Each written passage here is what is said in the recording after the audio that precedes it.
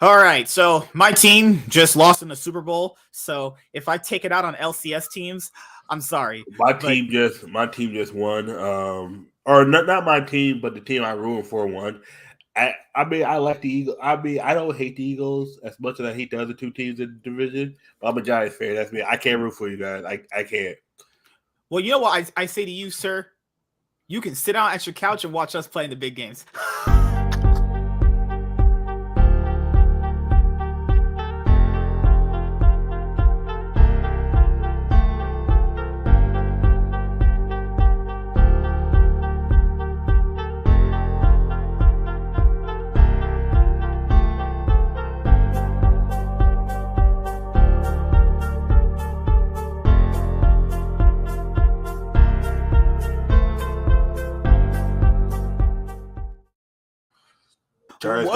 Giants got 4 Super Bowls. Just to give you a heads up. I know that. I was trying to throw one jab in there when I could. Ain't no jab. What's going on, everybody? This is the Cloud9 podcast, season 7, episode 3. So yeah, my team just lost in the Super Bowl. I thought I was gonna come home, do this show, lift the trophy like we did 5 years ago for the first time. Okay, that was me and local today. If I don't tie in the final round, I get third place. But due to I tied and the guy that beat me ends up losing, I go from third place to fifth. Yeah. I will say this.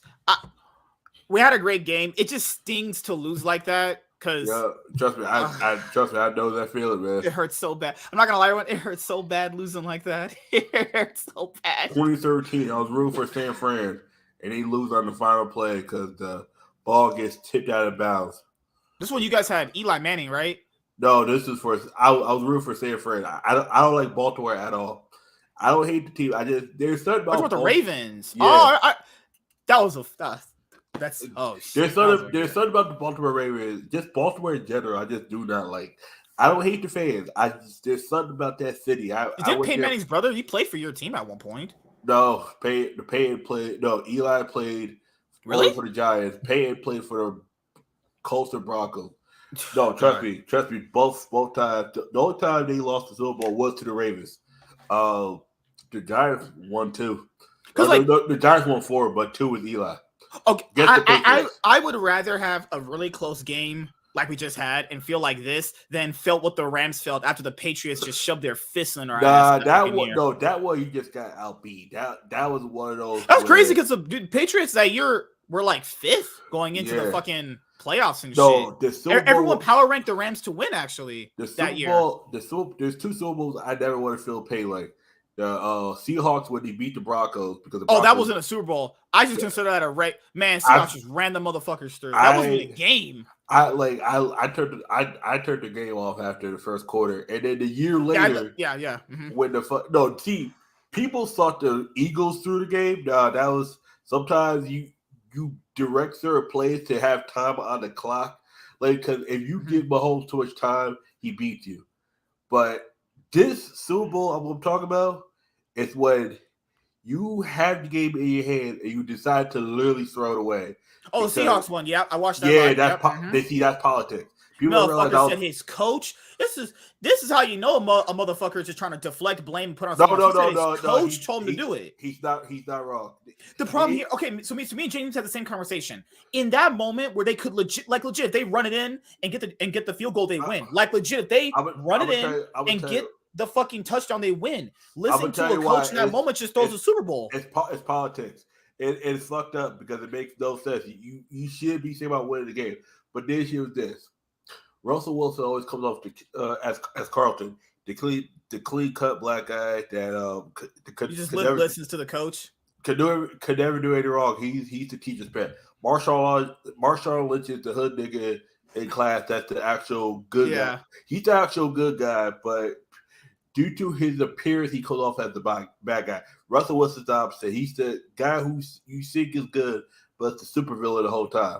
Yeah, because it's the opposite of league. You know how in league players don't listen to the coaches? In traditional sports, it's an entirely different structure. Your coach literally, listen to that guy. They sometimes listen to the coach too much. And that's the hierarchy, though. You have to establish that hierarchy between, I'm the coach or the player. But the issue is this. the reason why he wanted him to throw because he wanted Russell Wilson to win that Super Bowl, and the issue is due to the game was kind of back and forth on who was scoring. They didn't want it that Marshawn Lynch won them the Super Bowl. They didn't want that. There's a it wasn't Pete Carroll. This is coming from somebody else in the organization. They wanted Russell Wilson to win because they want that clean. Someone said it was revenge because the Broncos choked against them. So when they made it back-to-back Super Bowls, I was like, no, they ran that. I don't know what happened that day. Maybe Payne Manning. Everything that could go wrong went wrong. But Payne Manning ended up getting his Super Bowl against another black guy. Yeah, he got it against the Panthers, right? Yeah, literally a year later, nearly a year later after the Seahawks choke. It's crazy because I don't know what the fuck. I kept telling James his team fucking choked against the Patriots, and then they beat the fucking Cincinnati Bengals. Was it last year, right? Rams? Yeah, the Rams last year, right? Yeah. I thought Buccaneers were the year before that. Rams choked. Not choked against the Patriots. They got beat against the Patriots twice. Okay, I would say it's half choking because they came to the fucking field not even trying. I don't know what happened between the first Super Bowl and the last Super Bowl. Tom Brady won with the Patriots were against the Rams. Ain't that a bitch?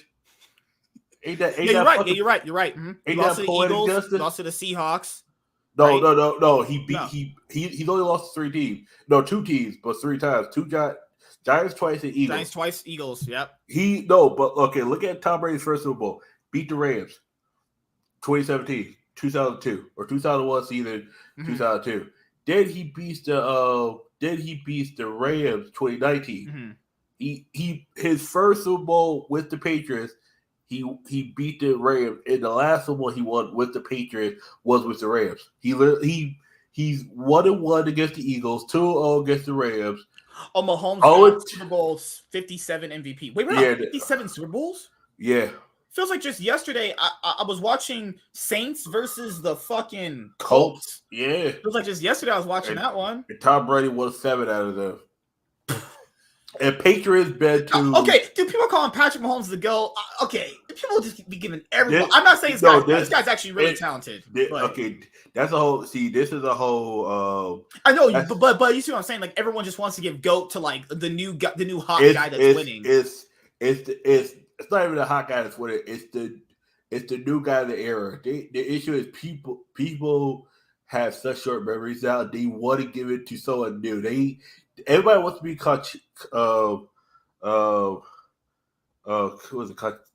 was it the word where they're against the opinion? Like now, people call LeBron James the GOAT because he got the all-time scoring record. But to me, he's still not. LeBron James just got a new fucking accolade in the NBA a few days ago. Yeah, right? he's still behind Magic, Michael, Kobe. He ain't Kareem. passing those guys. No way. I don't think he will. Though. Not even a championship in impact of the game. His impact of the game is high. But when I say impact, I'm talking about where it transitioned off the court. His is mostly business. Michael was literally, you had to play a certain way against him. You needed to change how you play in order to beat Michael.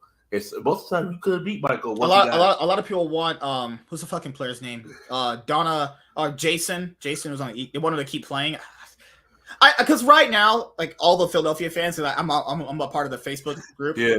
Everyone's super sad. I was like, it happens, you know. It happens. That's the same thing with Tiki Barber when Tiki Barber retired and the Giants went on to win the Super Bowl the next year. We kind of wish he would have stayed, but we knew he said these were hurt. And I'm like, yeah. And then we ended up winning. It was one of those things where it's like, I'm not gonna lie, dude. When I went to the church to watch the game, there was quite a bit of Eagles fans there. That you could tell the atmosphere in the room was pretty sad when they lost. I was like, "Fuck, I gotta leave. I can't do it right now." No, trust me. That was the same thing when my Giants won. It was like the few Giants fans were happy as shit, and we had to get the hell out of it because we thought we were gonna get jumped by the Patriots fans. But yeah, because by the time my ex-girlfriend was a Patriots fan, I was like, fuck that bitch. But well. I was like, that's our football talk. As you guys know, I've watched a shitload of Super Bowls, actually. I remember watching the last one that the Steelers won back when they faced the Packers. That was like 2008. right? 2008, 2009. No. The last one they went to was they lost to the Packers in 2011. The last one they won was 2008. Oh, I remember that one. 27-3. Okay, 28-3. Maybe because people say that the Seahawks throwing the game away like that was a big choke. I don't know if everyone watched that Falcons Super Bowl where that's a choke. That's a massive choke. That's choking. That's if you want to talk about choking, that's an actual choke. That's a bigger choke. We're talking like they showed up to the game. They were the underdogs. Were winning the game. No. Falcons were actually the. Who were they facing that year? Were they facing the Patriots? The Patriots. The Falcons were actually the favorites. Yeah, because they had the pie. What's crazy, dude? A lot of people forget this kind of stuff in NFL. Is there are some years Tom Brady won where his team wasn't even the best in the league. The years that Tom Brady lost, he was the favorite all three. Especially that 2007 season, they saw they was going to beat. I remember the score. I remember most of the people saying the score is going to be 31-17, and they was like the Giants had a great offense, but great defense. But the offense is just too high powered. And what it was is just this thing is when you lock down Brady Boss, all you gotta do once you lock him down, all you gotta do now you gotta make him run. And once you make him run, he starts getting a little heavier in the pocket. Next you know, you got 4 defenders come at him, and Tom Brady don't know what the fuck to do. During the game, our quarterback, the pressure was getting to him. Mahomes was just outsmarting him. And my man, if running the same 3 plays on him 3 times in a row, got him every time. But that's not an offense. That's the defense just not like adjusting. Defense were just they were like, man, we're just choking here. And not choking like throwing the game choking. It's like, man, this guy is he's not even doing anything special. No, you know what it is? He's seeing that the team is not adjusting. That's okay, I'm gonna do the same play again. Because this is what happens. It's like, okay, like today, my first 2 rounds, where I literally did the same plays and my opponent could not out it. And I remember there was a whole that got factor in. I do that too. Like if no one's gonna out what I'm doing, might as well just keep doing it. There was a whole thing where the guy liked the story, but he did not declare. He declared back row, and then he said front row, and the guy heard him say back row. If I took, and it's like, yo, you got to declare which one you're doing. Oh yeah, you're right. Playing for the reads is I don't know if you go back row, or you go front row. That's why I did the whole play to negate it, but he also next time you got to declare front row because people forget when you're playing IRO, you need to declare. Because some people say I do it. I don't care. I want to make sure everything is fluid. I don't give a fuck. That's why when we reset the whole thing, he used lightning storm. He went front row. All right. The minute he comboed, I went this. I reset my whole board. Bear statue one last time, and that was GG's. But yeah. All right, everyone. Yep. Talk about some LCS. So if I take it out on these LCS teams, I'm sorry. Okay, there's one team in general that is like, matter of fact, that might, I don't know if that should be the first team or the last team we're talking about, but that team. Actually, we're gonna go through them all, right? Okay. But the teams. Okay, let's try something different this week. Let's focus on the best teams. All right, cool. And then when we talk about the other teams, we'll like kind of sprinkle in how we feel about them when we're talking about the better teams. Okay. So, but I know you're gonna want to talk about Dignitas and how dog shit they are. Yeah. All right. So yeah, I was gonna say the same thing too because me and James were having this conversation too. Okay. So right now, guys, Dignitas. Okay. But sorry, correct myself once again. The reason why I kind of want to skip to like some of the better teams is, guys, I hate watching Immortals. Oh my god, that team is dog shit. I'm gonna tell you this. It's gonna be a hot take. Team is so fucking bad. I think Immortals has more potential than CLG. I think CLG has reached their. No, I'm okay. Who are you? No, are you Sean? No. I'm gonna tell you why. CLG having the same roster and still fucking up because I actually went back and watched all the CLG games while I was on the trade. I got delayed on the trade. That's why I didn't have. All right, let's start with CLG then. Let's start with CLG. So you want to go with CLG? All right, everyone, let's go. Start with CLG first. Okay, so CLG, look pretty bad. Let's not even beat around the bush. They look bad. They actually look a bit worse than what we thought they would. Because remember, we all said they'll probably hit the ground running, same roster returning, same synergy. The problem here with that, guys, is every one of the other teams got better players than them. Even teams that were considerably worse than them last summer split got better players. So that's going to end up challenging them. And we mentioned all that stuff. Now, there was the game against TSM where and this is some brain dead shit on Cloud9's part too. This is the reason why I didn't really want Mithy back as a head coach. Mithy sees that CLG locks in Jace mid. They're on the 4th pick, right? Because you go 1-2, you go 1-2. Yeah. 3. So Mithy sees that CLG locks in Jace mid. And Mithy's like, you know what? How about we do that? Guys, no, please, no. So CLG locks in Jace mid. Then Cloud9's like, I'm going to have whatever you're smoking, you crackhead. Give me your crack. That was bad. So my thing here with CLG is they're just not a good team. Now, to be fair, they're on a 4-game losing streak. I know I kind of make that sound better than it is. It's not. Do you see any realm of possibility this team either gets better than what they're already showing right now, or this is going to be the level of CLG that we see? Their upcoming schedule is oh god, I do what they play Team Liquid, they play Immortals. Oh my, I'm sorry. They play Team Liquid, they play your team, and then they play FlyQuest. Yeah, no, they're on about 7-game losing streak. Yeah, Team Liquid is their best chance to. That's the best chance to win. Team Liquid is on a weird. Team Liquid, they can. They're so hot and cold. It's not even funny. Like Summon, I don't know what the fuck he's doing. And Piosic, he's not looking good. Pio shit. Yeah, oh god. There's a video where LS did he was ranking all the players from LEC and LCS. Man, he had Piosic like 16th. Yeah, Piosic is not good. I don't know what the fuck happened. If they don't beat Team Liquid, I don't see them losing. I don't see them beating 100 seeds. No, 100 seeds is gonna just blow them out their ass. If FlyQuest is weird. I see FlyQuest winning, but I think I could see that as a trap game because there's times FlyQuest gonna blow them out too. No way. As long as FlyQuest does not do any bullshit, the only game they have a shot at winning is the Team Liquid game. Let's be honest. Yeah, as long as and the reason why I'm concerned about the FlyQuest game because sometimes teams they say it's scrim. Sometimes they do kind of take. Talking about them getting complacent, basically. Yeah, but the thing is, to me the players that will keep them not complacent. Is surprisingly Prince and Speaker. Speaker really wants to go 18-0. He said, "You have to beat us. We're not gonna take any games off." I'm like, okay, this motherfucker, he is serious. He wants and I know this is stemming off from 2020. He wants to prove that he's grown. I'm like, you know what? That's good. That's good, Speaker. That is good because I actually do believe in you, man. Yeah, I mean, they're the front runner right now to win the split based off of the games we have. Like I was telling people, man, teams like CLG, it's a measure you have to really gauge yourself. Did they only play well because other teams were bad, or were they just playing really good? It's always going to be a combination of two things because I always just tend to give teams their props, because the other latter half of that is, well, if they just play bad, we're just going to consider them bad.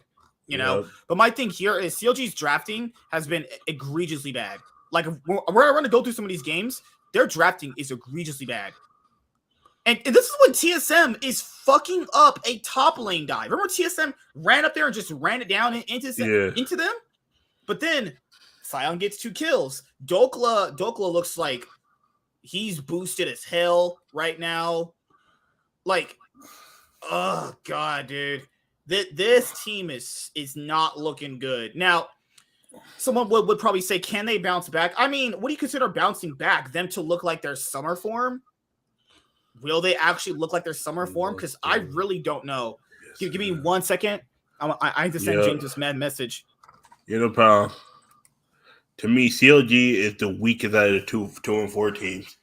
And because when you go back, they lost to Guardians. They've lost to what is it? They lost to Golden Guardians. They lost to TSM. Now we have to go back. I know people are going to be like, but they lost to Golden Guardians. Didn't you say Golden Guardians are trash? Now, people have to factor in. This is a week-by-week thing we have to adjust our analysis to. Golden Guardians, like we did mention, some of their games didn't look as disastrous. Right. You know? Like some of their games were, like, I'll say winnable. But at least they weren't willing to just roll over and die. You know? Yeah. And when they got gory, their team looked a bit better. Guys, Golden Guardians ain't ever winning a split. They ain't ever sniffing no playoffs. Besides the one playoffs that they made. They made only 2 playoffs, but CLG's 2 wins is against Dig and EG. And with Dig, you can't take that for anything. You can't take that for granted. And EG, they literally caught them at the right time. Yeah, I remember. This is EG in week 1, and in weeks 2 and 3, they fixed all their fucking mistakes and they just ran through people. And then CLG loses to Immortals and Golden Guardians. CLG loses to Immortals. And I wouldn't show my face. Yep. Oh, CLG. All right, so let's go over the TSM CLG game. As you guys know, this is the El Clásico. Some people call it El Asico, actually. So let's go over this TSM game. This has had to been one of the most disgusting games I've watched live, and not disgustingly good. No, I was talking like I was trying to poke my eyes out with a knife. It was this bad. Because, people say, oh, the LCS looks so competitive this year. Well, it looks competitive when you see, like, the best teams playing each other. But when you watch teams like this play against each other, this is, like, awful. And I don't even think TSM is actually that good overall. I think TSM's roster is mid at best is what the kids say nowadays. Is that what you kids say nowadays? Mid at best? That's what I would call TSM's roster. Literally, if Maple and Boogie don't actually get their team going, they don't really even have a good early game to begin with most of the time. So let's go over the CLG game. And not share audio. Don't need to share that. All right. Share screen really quickly. Let's start going over some of these games. All right. So this is a El Asico game. Now, as you guys already know, I always personally think TSM versus C9 is the better LCS rivalry. You guys know the head-to-head between TSM and CLG's classic rivalry? It is now, based off this win, 43-21. That is not a rivalry, okay? Like, in my own personal opinion, it was never really a rivalry because TSM was, just to be honest here, 9 times out of 10 always better outside of, when CLG won their back-to-back splits, Like, TSM has always been better. And I don't even like TSM, but I'm going to give them their props when, credit is due. TSM's always been better. This isn't a rivalry. I've never liked this rivalry. I thought it was a joke to begin with. Guys, I shit you not. During the LCS 2016 summer split when Double F came back to TSM and they won the LCS then, there was times where TSM and CLG would face, and until the 2019 LCS summer split is when CLG actually won against them again. There was a year, it was the longest losing streak between 2 teams facing off against each other in major region history. CLG had lost to TSM for literally, I repeat, 3 years and a half. The record was like 1,000-something days CLG kept losing to them. Like, CLG is not good in terms of, like, rivalries. I don't know. That's just me. All right, so you have the TSM versus CLG game. TSM decide, you know what? Let's just try and run the whole game through each other. So they go up here, they try to dive, and then obviously they attack the weak point in Dokla. They mess up the dive really bad. They're not juggling the aggro properly, and then Maple dies, and then right after that, Boogie, he's like, oh fuck this dude, I'm peacing out. I'll throw my cocoon at him, but I don't know if I can really help you, dude. So Solo actually played well this game on Sion, and then after that, Boogie, what is that cocoon? You see that cocoon he just threw? He did that into fucking Narnia. Where was that going? So he misses a point-blank range cocoon on Elise, then ends up dying. Then Dokla is like, you know what? Instead of actually probably flashing to save my life, I'm going to go flash into the Sion that I can't kill with my mid laner who also can't kill him. And then Contract comes up here, and then Contract obviously kills him. But the damage is already done. Renekton can't win this lane anymore. Sion's going to have 2 kills. Sion's going to have more gold. Sion gets his tank items first. Renekton will just, I don't know, play for scraps of dog shit that fucking Dokla gets to play with. And the rest of this game is just a wash if you actually watched it live. This game was visually disgusting. Neo and Boogie are the 2 main components of TSM.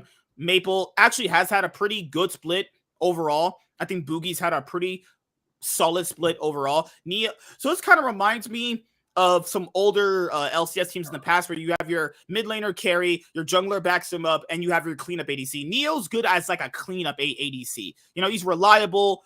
That's fine. That's good.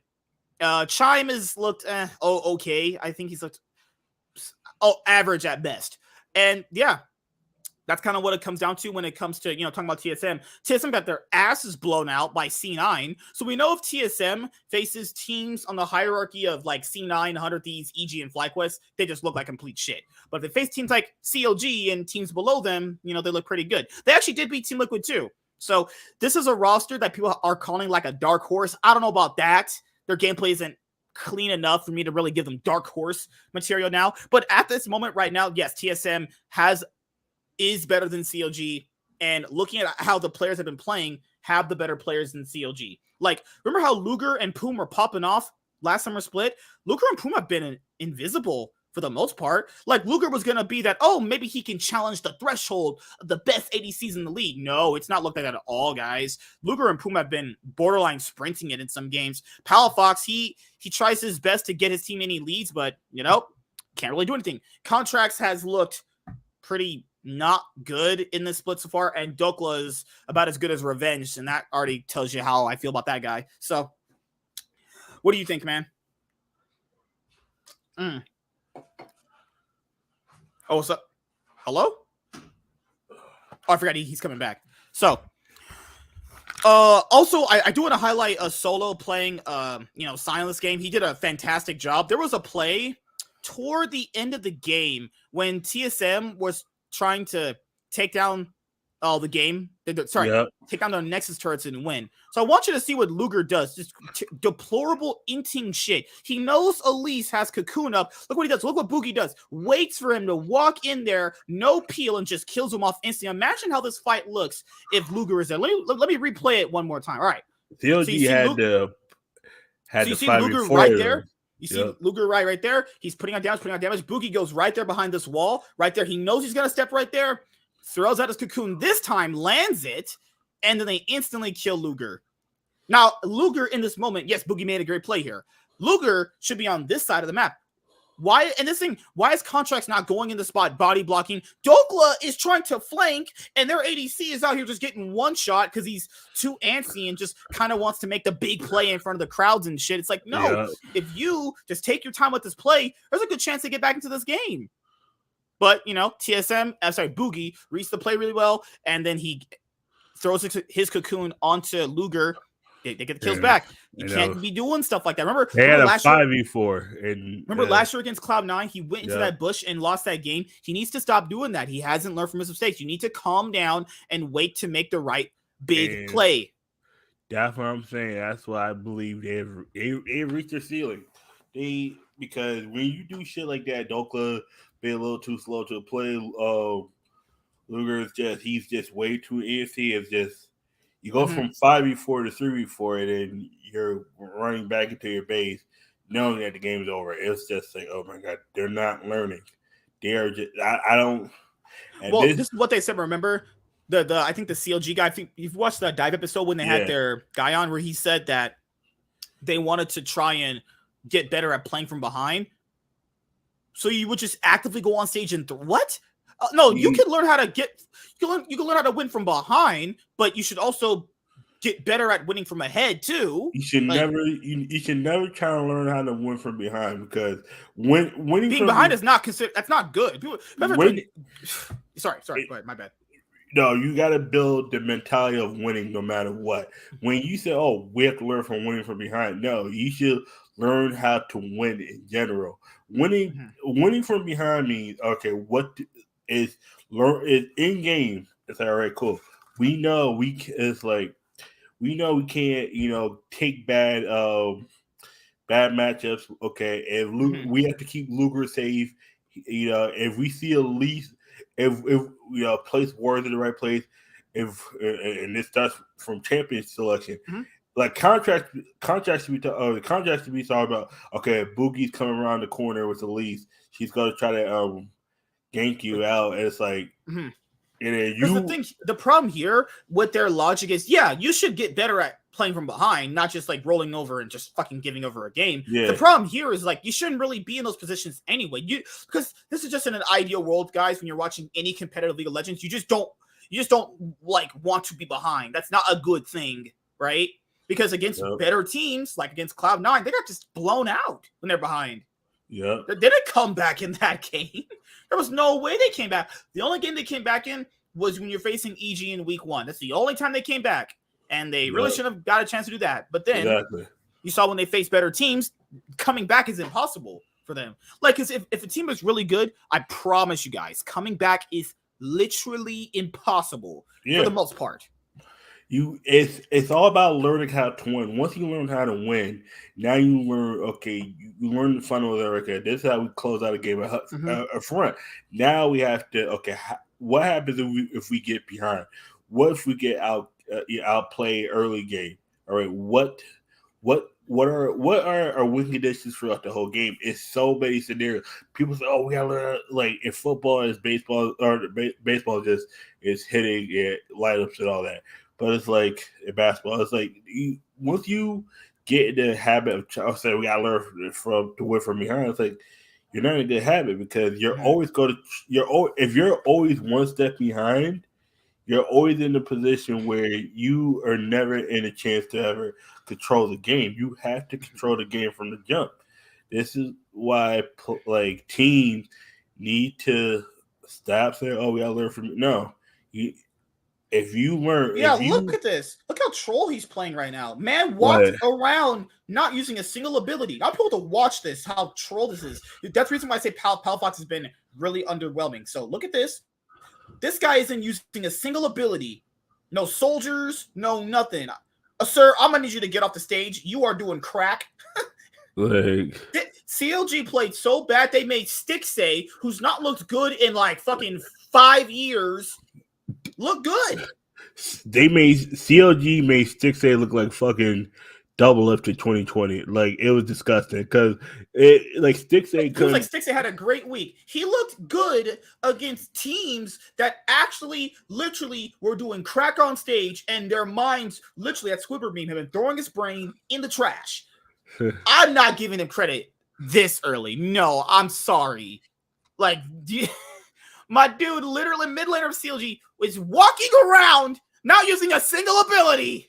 See, and pro players, right? If you want me to do that for 80K so I can live in LA, spit my ribs at some bitches, I can do that too. See, I hate when people were saying that all week. I was like, first of all, he played against CLG in Immortals. Like, can we put it in context? Let's calm it down. Yeah, let's oh my God, Stixay. People were saying that big old dick stay. It's like no. People were saying that Stixay was the 7th best 80K. I was like, first of all, he played against Immortals and fucking CLG. I mean, at this point, I remember when that guy got washed by Yeon. That guy got washed by Prince in week 2. Week 1, he got washed by not washed. FBI fisted him. Oh, Prince. And then Berserker also fisted him. Prince put his foot in his ass and Stixay's ass. Berserker just wiped the floor with him. That FBI. What FBI did to him should have FBI in jail as well as Berserker. Oh my God. Berserker against Yeon. Guys, Yeon literally just came from Academy. Teal's Academy. Okay? He had a few games on stage last year. I remember when he did. Yeon is relatively still new. He just kind of fisted him. Guys, I repeat, 6A is not good. These other teams just look worse in comparison, so he's just looking a bit better. Like, oh my God, he can walk up and Ezreal Q. I can do that too. Holy crap. Fuck. Guys, I implore you to, that's why I was always told Sean and Warren, watch things very closely with people. We just witnessed Palafox. I mean, I already saw that, but yeah, I saw that. You watch him walk around, throw up one Azir soldier, walk back and forth, and then just die. He knows he can shifting sands away, right, and potentially live. Right, that's actually a thing you can do. Yeah. That's so fucking disgusting. Oh God, that's just so troll. That's just so troll. You just sit there, you're like, okay, this is All right, I'm paying this guy $80K to run it down. Can I get my academy mid laner to get up here? Maybe my academy mid laner will probably actually attempt to win the game. Wait a minute. $80K, man. What? The industry standard is like 70 to 80K. Nigga, you tell me this nigga's making more than WNBA players, and he man. He got it, man. That's robbery. Shit. I'm pretty sure the LCS minimum is like 80 to 90K. Academy is like 70. That's the industry minimum. It could be a bit lower, a bit higher, depending on who you are, right? Palafox is probably going to be on his original contract from last year, so he's getting good money. He ain't getting no chump change, right? And if I'm a coach looking at that, I'm like, hey, bro, I'm sorry. The academy guy got to get in, dude. I'm sorry. But it's gonna break up the team synergy and chemistry. Yeah, team synergy. This dude fucking running it. What synergy do they have? They don't have previous synergy playing like that. I'm not gonna lie, man. If I'm getting paid $80K to do shit like that, man, I'm good. Fuck. I'm gonna find a way to flip that money. Yeah. All I gotta be is not ass. Just don't be ass. Okay. Hey man, you could look out and be 6A and have a career just being literally an LCS paycheck stealing bum. Ain't no sticks. You know he get bitches. That's the crazy part. You know he be. Don't tell me that. It's gonna make me sad. No, I mean he's a good looking fella, motherfucker. You know he gives them. Ain't he not from? No, is he from America? Mm-hmm. Yeah. He's what? Is he American or Canadian? American. Mm-hmm. Okay, he's one of the few Americans. He's not homebred. All right, so let's talk about CLG. Let's go to Dignitas. All right. Dignitas is the worst team in the LCS by far, but people are going to go, no. I Am Team Golden Guardians are also not very good, but Dignitas is a level worse than that. You cannot even mentally comprehend. Immortals, I can give Immortals credit for like they try some things in the game. Yeah. They're really bad at them. Like they're bad at like everything in League ever, like macro, map awareness, fucking objective timers, all that shit. But They still try, and I can respect that. Dignitas walks on. Here's what Dignitas do: they wake up in the morning, they talk about what they're gonna do in these competitive games, which is probably nothing. They go probably really silent. They go 0-6 to scrims. Apparently, they said Dignitas can't win scrims. They said no because they said they. Is that surprising? Everyone says Dignitas is probably the easiest team to scrim. It's like the main thing you have to worry about is if I'm going up against scrims against Dignitas, my mid laner is auto locking in Yorick mid. Yo, this is what they said.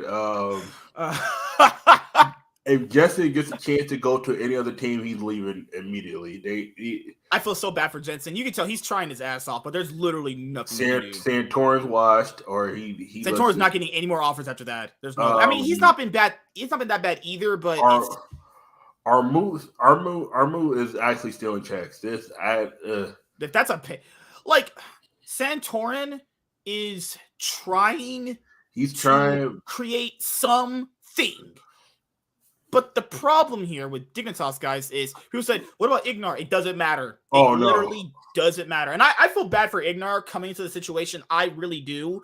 But even if they had Ignar, they might have one win. And that's saying something. Remember, Ignar was on Immortals last year, guys, and he also ran it down. Keep that in mind.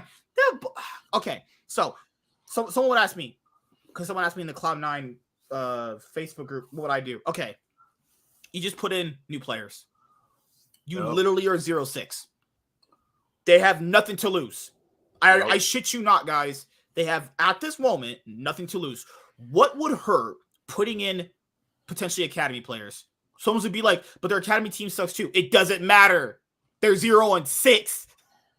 Would you rather have Armut run it down or Hoon run it down? It doesn't matter. Hoon's also garbage too. So maybe not Hoon. Try putting in their academy ADC and see what happens.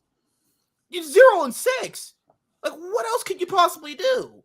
Like, you guys kind of factor this in. They're 0-6. I imagine they don't win scrims. That's not surprising. Their stage games look like shit. And this is what they do. They wake up, they talk to their coaches. The coaches say, hey, don't try and get your asshole fisted today. They go, yep.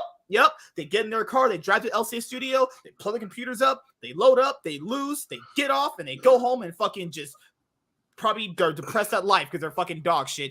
Jensen's probably wondering, I'm gonna be unemployed next year with those black people that live in LA on fucking welfare. Jensen's like, you tell me I go from winning LCS to LCS speed run 0-6. Like, damn. Nigga's down bad. Jensen, my boy's down bad right now. Jensen out here feel like Tom Brady in 2019, man.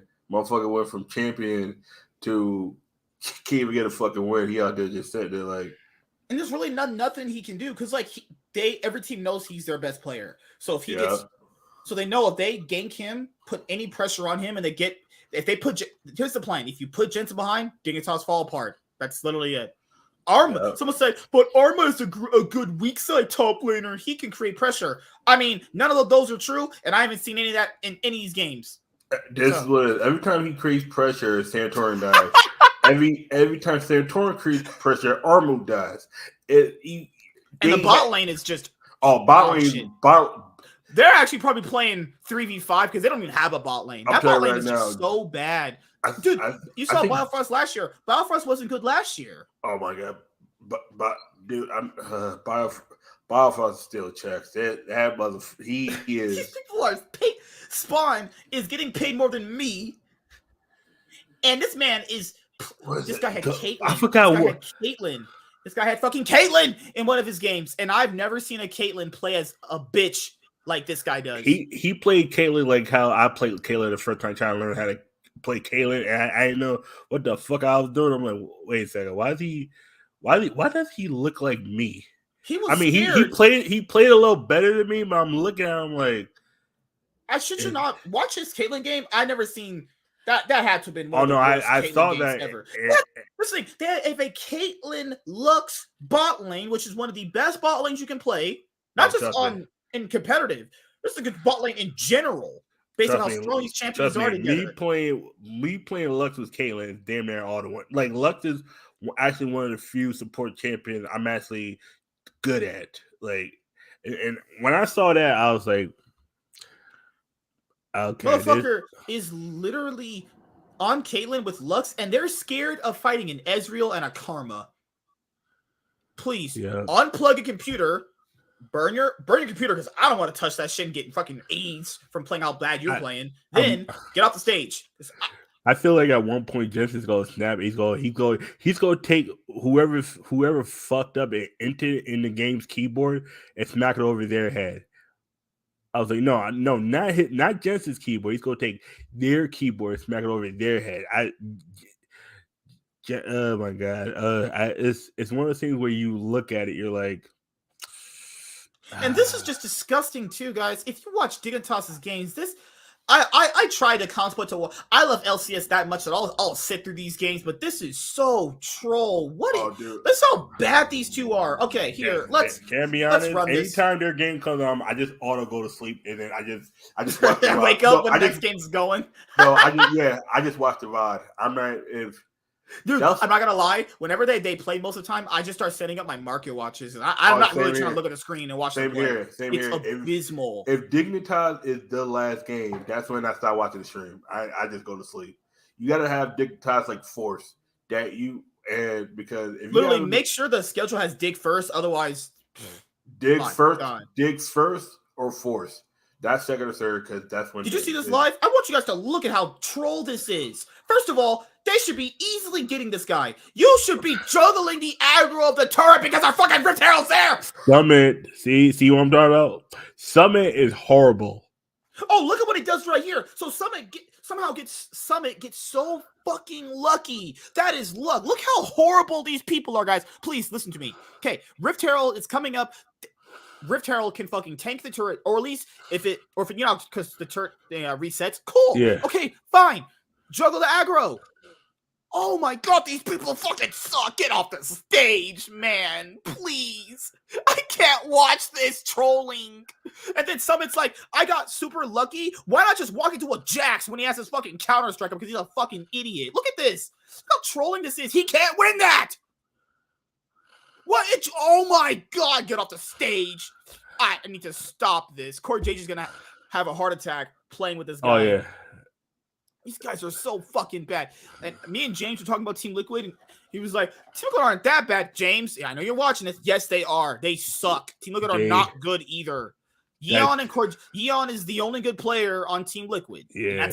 And it's not because of Core JJ. Core JJ has not had a really good split either. He's not having a good season. The thing with him is Core JJ just needs to quit playing, just become a coach. He's a better coach. He's getting, his mechanics are really washed because people said, people just give this guy excuses after excuse after excuse. No, he's played bad for a considerable amount of time here. I saw some of his videos where he was coaching. He's really good. He needs to become a coach. He has become a coach at this point. Last year, he did not play well. In 2021, he played pretty I'm gonna tell good you this. overall. I'm gonna tell you this. He's been on the steady decline ever since he came over to NA after he got knocked out of that group stage that 1 year. He the first 3 years, great from him. Great. 2019 through 2021, great. Ever since 2022, he's been on a downward trajectory. He looked horrible in 2022. Looks horrible right now. I'm gonna tell you about 2022. I think Hansama was thrown it the whole year just to get out of the contract and go back to G2. He didn't really want to be here either, though. That's why I don't put last year on Core JJ because I think Hansama was throwing it. He had to be throwing it. This team fight is ass. I'm sorry. This whole team fight was. I saw this shit. I'm watching this live, and I'm sitting here. I'm not even. I'm watching these. I watch all these games live, guys. I promise you. And I'm sitting here watching these games. Like, I want. You know what they should do? Teams should auto agree who can beat Dignitas the fastest. Santorin is the squishiest tank I've ever seen. I ain't never seen that. Teams should just fucking run it on Dig. Oh, just be Spawn? Like, who can beat Dig fast? Spawn is just a dog shit ADC. Spawn about. I hate this fucking team. I'm sick of watching Dignitas. All right, don't watch Dig games, or you might get terminal blindness. Just okay. Matter of fact, okay. Let's take a look at next week's schedule to see what. Okay, Dig are playing Cloud9, loss. That's Golden Guardians loss. That's a loss. And they're playing TSM. That's a loss. Okay, the Golden Guardian one. To me, it's gonna be closer than Cloud9 is going to take out their long blue dildo and shove it right in their ass. Cloud9 could literally play with 4 people and still beat Dick. Like they could probably draft 5 Teemos and probably still win or some shit. You could literally just draft they could literally draft John Amid. They could literally just draft whatever 80 carry and just draft Yumi, who is shit right now, and still beat him. I got no faith in Dick. God. And when people was putting Dick 7th, we had him 6th. Yeah, now we had him high because of Jensen and Santorin, and I do regret that because I'm looking at it and I'm like, I mean, but to be fair, under them going into the season, these other teams had considerably worse players on paper coming in. CLG was bad. Immortals, they're Troy, bad. What's up, man? Yeah, okay. If I'm being serious and we are fucking around here, they need to make changes. They gotta get that bot lane gotta go. Maybe. Well, what if they just play it this week? If you play this week out and they go 0-3, they're gonna be on 9 losses. They would have to literally win every single game in order to make playoffs because you'd be 9-9. Okay, no. How about you make changes right now? People say, but teams, no, stop. There's nothing you can salvage from this now. They're only 6. That's this team is not good. There's no synergy. They don't know how to play. They don't know how to play as a team. There's no synergy in any of their moves. Their macro is abysmal. Their laning phases all suck outside of Jensen's. Everything about how you see League of Legends is this team's horrible. Even their item building is terrible. Fuck, why is Santorin so damn squishy? Why is Santorin's Sejuani so squishy? What the fuck is it? Literally, what do they gotta lose? Tell me, anyone who's watching this, tell me what they have to lose right now, switching out one of these guys. Do you really want to see more of these guys? You want to see this team play again this week? They're playing 3 games this week. The LCS has us sit through this fucking team for 2 games a week. And now we're going to get 3. People want to see this team play 3 games. No. This team is not good. Okay, it's there's some times where, if you see something in a team, you're like, there's something there. I would be like, okay, keep playing together, right? I'd be like, okay, it's not that bad, right? But this is awful, guys. This is literally, they're like the XL of the LCS. Are they not? XL plays the exact same way. The only thing that's different with Dignitas is Santorin actually attempts to play League of Legends. Except they have a jungler who competitively plays League of Legends or attempts to. Like, what's the worst in calling up fucking Tomo? Or at this point, it's not going to change anything. This team is already not good. This team sucks. Put their academy players in, not over Jensen, right? I would say call up Hoon. Literally, put that guy on Sion and say, hey, you are our bitch. You are playing Orin. You are playing Sion, and you can literally get on your knees and suck my dick if you think otherwise. That's it. Yep. Then Tomo is a jungler, right? Yeah. Call up. Oh, who's their academy ADC right now? Whoever that guy is, bring him up. Tell me right now he can't be anything worse than Spawn. Someone please tell me right now, how is their AD carry on their academy team any worse than Spawn? There's no way. I don't believe you. No way. Oh no, hell. Because that you'd be mega fucked at that point. It's Tomo? Okay, yeah. It's literally, how bad could Tomo be compared to what Spawn? How bad could Tomo be right now compared to what Spawn's putting out? Tell me right now. You can't because it doesn't exist. Because if he's playing worse than Spawn, oh hell no. Throw this motherfucker out the window. Throw both your ADCs out the window. Like, who else? Biofrost. Who's their support for their academy? They got Ignar and Diamond. They got 2 supports. Bring up Diamond. And JJ, and they got JJ. They got 3 supports. I don't know why they got 3 supports. Literally, bring up. They need changes. Like, I'm sorry, guys. There's sometimes in life you let things. What's that? Bucks. What's that? Milwaukee Bucks saying, 76 are saying, trust the process. Yeah, trust them. Yeah, now sometimes the process got get blown the fuck up. Yeah, like sometimes you can see it when they're watching NBA, NFL. You can see it in some teams that are not doing so good at the moment, but they get better throughout the season. You can see it like, okay, there's something there. You can see there's potential there. Hoon, XU, Zayu. Oh fuck. Zayu. Yeah, I really keep Santorin at that point. Okay, fine. I'll go. Okay, Hoon, Santorin, Jensen, and whoever their academy bot lane is, I would just put them in, honestly.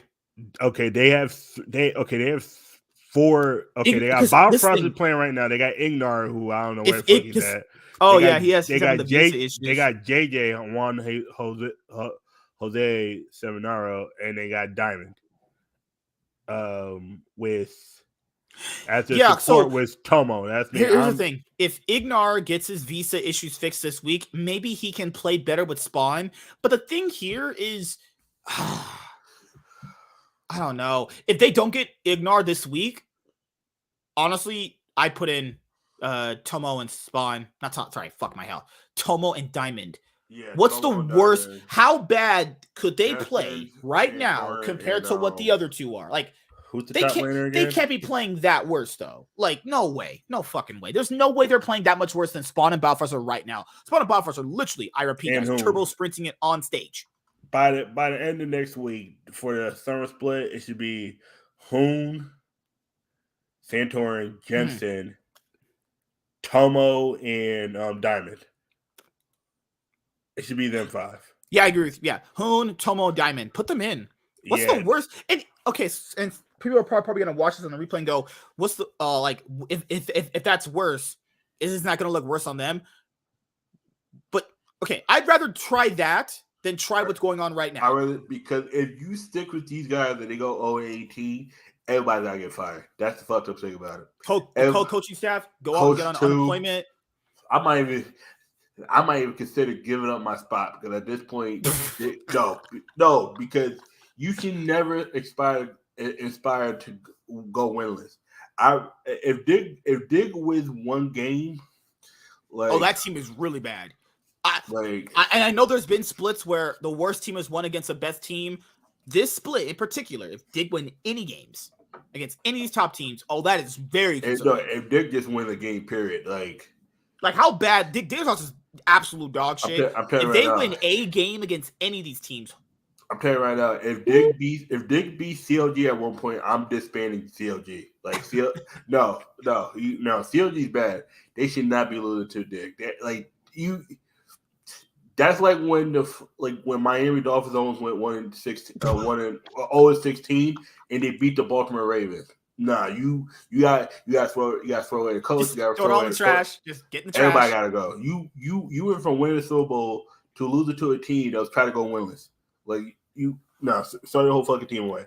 Because this is my logic. I know because this is the other twofold to that situation is if these new guys come in and they play bad, it makes them look worse.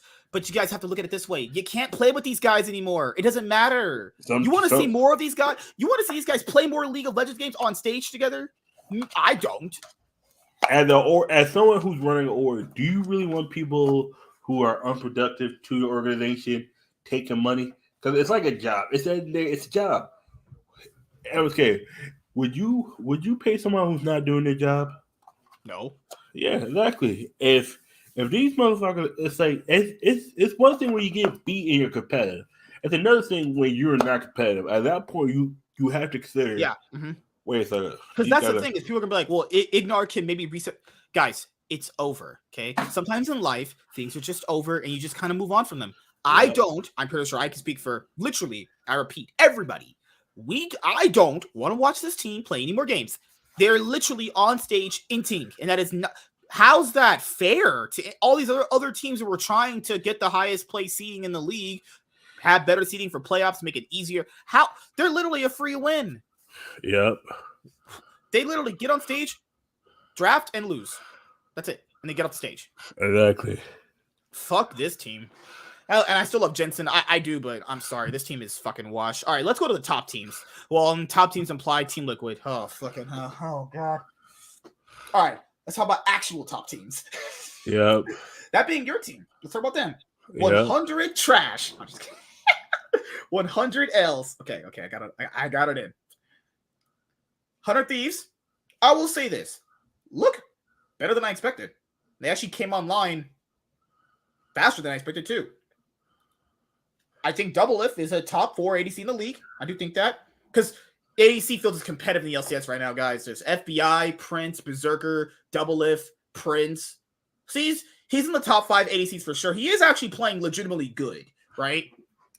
100 Thieves have looked pretty good in most of their games, right? Because people have said that it is contributing to a strength of schedule, right?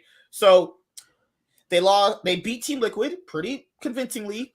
And they lost to FlyQuest, right? And that FlyQuest game, you got to give it to Tenacity. He looked good in that game. He made all bad decisions on Fiora, but he did look good doing it. But that's going to happen. He's a rookie on stage playing Fiora on stage compared to playing Fiora on solo queue. Massively different.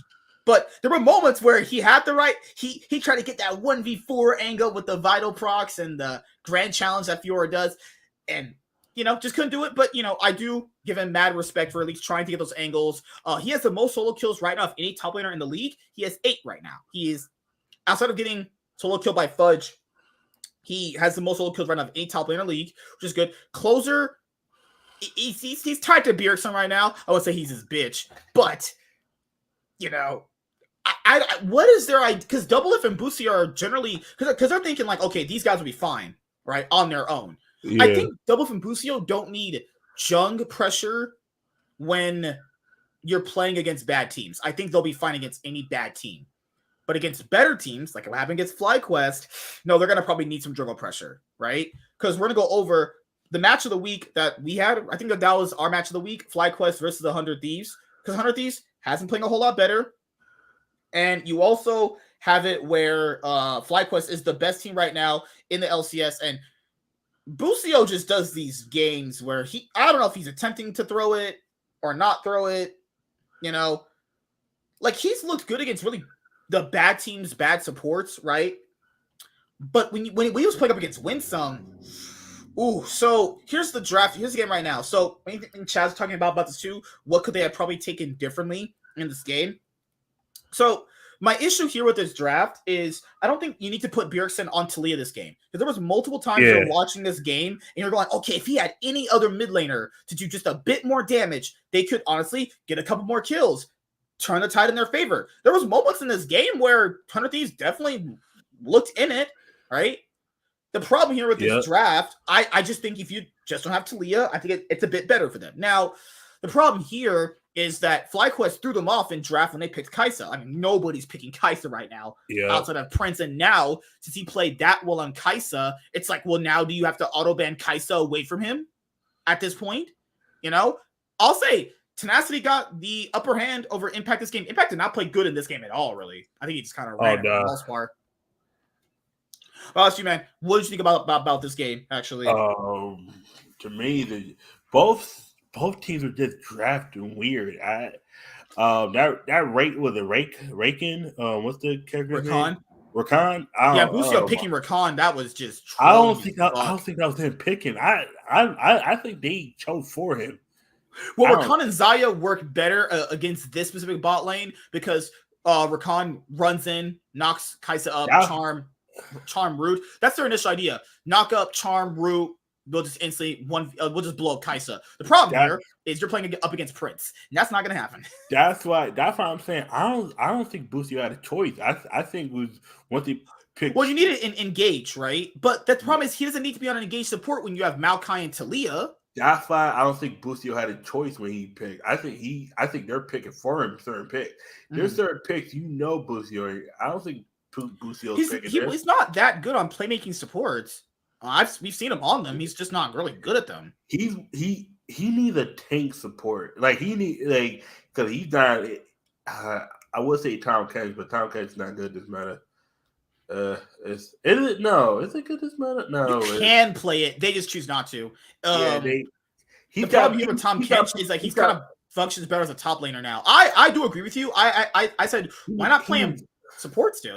I think he'd work fine as a support. He needs Busio needs a tanky because this motherfucker just dies way too easily. It's disgusting. Ziak says, so I watched an interview with Doublelift and he explained that it wasn't Busio's fault when he was getting hooked because he forced Busio to play too far forward and Busio just all his engage. Well, the thing with doing that is Busio should understand, okay, maybe this guy's calls are not really working out right now and it's making our team lose. He needs to recognize those things. Doublelift probably told him to do that, but he also has to be a big boy. Got to put your big boy pants on and go, okay, I'm not going to do this right now because it's not working out. Like, you have to do those things. He does, but there's one. It's like the biggest, and this is what I was afraid of when it came to Busio. His decision making is great. You know how you're sometimes the smartest guy in the room, but you don't show it? That's Busio. Mm-hmm. And it's like he sees a lot of plays come through, but his thing is, and you're right when there is at times they are playing protected Doublelift comp. They are, and Busio a lot of times has to die for it. And that's the fucked up thing about it. That's what I'm saying. Busio has to play something tanky. Yeah, because that's the thing though, is they're basically playing these teams, they have the same play style essentially anyway. It's basically protect their ADC teams. That's essentially what they are, right? But FlyQuest is just at that moment right now, just the better protect the ADC comp team, right? And Doublelift, he was trolling in these fights. I don't know where the fuck he was throwing his feathers at, but I shouldn't see him. Now, this is bad too. Them being right here in this river right here, when they see Prince and Winsome right here, Nautilus could easily just hook in Rakan, or potentially just ult Xayah. So he has to ult inherently because, well, Nautilus is going to knock you up. Vicla's right here. Oof, yeah, they were such bad positioning right here. This is horrible from them. And also, Doublelift isn't even getting focused right now in the fight. You're thinking to yourself, okay, regroup, reposition. These guys are still very low. Maybe you can actually turn the fight around. No, he gets hooked. That's the problem with this fight here. People didn't actually see it right. So right here, these two get hooked up. Doublelift doesn't even die. Vicla's kind of trolling right here, not killing him, or he's forcing him back, right? So Doublelift right here could easily regroup, get himself behind Bjergsen, right behind Tenacity, where he should be. But no, he walks up forward more and gets hooked by Winsome. He can't be doing that. Like, why? Vicla trolling right there, not even trying to attack him, but it doesn't matter because obviously, he could easily probably still kill him, but it's a problem there. Doublelift made horrible decisions in his team fighting. They tried to bring this back. I don't know why they did that though. They really can't actually kill them here. What else is happening here? So yeah, this is when they walked in there and they are that's just so bad. Tenacity tried his ass off this game. I give him credit where credit is due. FlyQuest, soft int this dive here where they Prince a pentakill. Yeah, no, and I would say that was a weakness, but then again, they do it when they know they're about to win. That's what it's like. Their thing is, they do have a slow early game. Remember, even when they solved into that quadra kill that Prince got, they're still 8,000 gold ahead. Yep. Then you get the shutdown onto fuck his name, Spica. Actually, I mean Spica's been pretty much on tank duty this entire split. Actually, 100 Thieves rush Baron. You're like, oh okay, they got a Baron because they capitalized on 100 Thieves' bad dive. Okay, cool. Yeah. Now they're really not actually in a position to play far forward right now, but they kind of have to. They have a better engage comp essentially than FlyQuest 2, but Closer gets, I think, Sejuani ulted too early and he just dies. Yeah, it's over anyway. The bad FlyQuest dive didn't really matter to the Baron because they weren't actually really in a super losable position to the point where it's gonna turn the game into their favor that much. I do it. He tried. Tenacity is bless his little heart. He's trying, but no, you can't. You just can't be doing that. Yeah.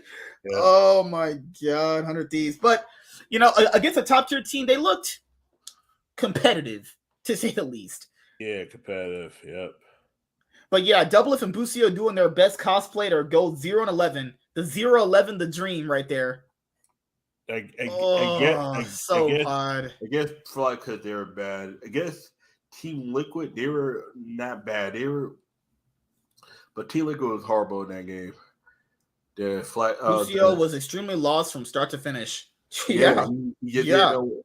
They was a good tank support. They gotta put him on that. They banned Leona? They gotta put him on Leona. They gotta put him on Sun because Leona's not banned. I would have honestly given him Leona, honestly. Because this motherfucker is getting chunked out, man. It's what it is. It is literally protect Doublelift by sacrificing my support. Like, how does that make sense? Remember, if you're playing Rakan, you need to lead the charge. This is why when you're playing like a support like that, you and your jungler have to have good synergy because you have to lead the charge. Remember, guys, Busio has to lead the charge. He's the engage of the team. Yeah, like Maokai's going to engage too, but like he has to lead it first. Busio can't be the engage. This is my biggest concern when it came to Busio. I was like, oh, but would you want him over Huhi? Yeah, because Busio's too passive. Huhi's too aggressive. Huhi attempts to play League of Legends. Huhi's good at Rakan. The issue is he takes bad engages.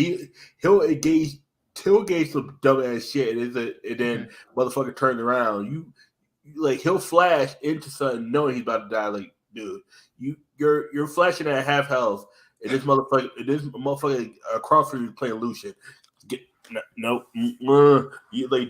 just wasted your flash, knowing you're about to get popped. Oh my god! And dude, look at some games where FBI would just sit there like, hey, you saw how he took. Sometimes he just take a deep breath. And you're like, because he just did not want to cuss out who he. It was like I said, that 100 CT last year. Like I said, once they got to the playoff, once they barely beat EG, they're sudden lost. It was like it was. All right, now let's go to Cloud9. Actually, Cloud9 looked good this week, even though they did lose. Okay, so what's the best way to talk? Because Cloud9 are weird, and this is the thing that I'll explain to people about Cloud9, how I feel about them currently. I think this team is still going to look good, right? And still do very well during the split, right? But we even power ranked these teams over Cloud9. I even told you myself, EG is a better team than them. They're going to probably most likely beat them. Yeah. What's happening? FlyQuest is the best team right now in the LCS, and they lost to them too. So Cloud9 already played EG and FlyQuest, the best teams in the league, and they lost to them, which is expected. I expect them to lose to the better teams. Now, if they beat them, that's good. That's fine. That's great. But if they lose to the better teams, that is totally fine as well, because they're going to get their asses handed to them, and they're going to learn from it, right? The problem here that I see, because people highlighted the Jace pick. So here's the problem with the Jace pick, right? So I want you to think of any champion in your brain, right? Now, whenever you see an LCS team, okay, best example I can give, Lucian and Nami, right?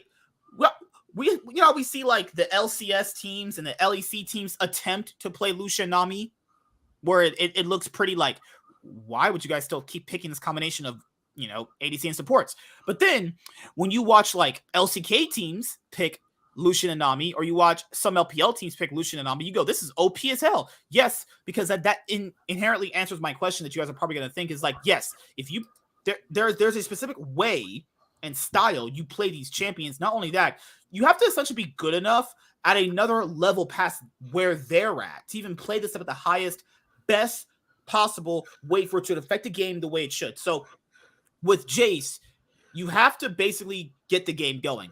Jace is not a champion you sit there and just scale with.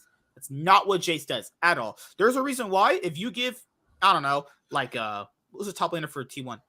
Give Zeus Jace and then give Summit Jace and see the difference between them. Yeah, they're both still playing Jace.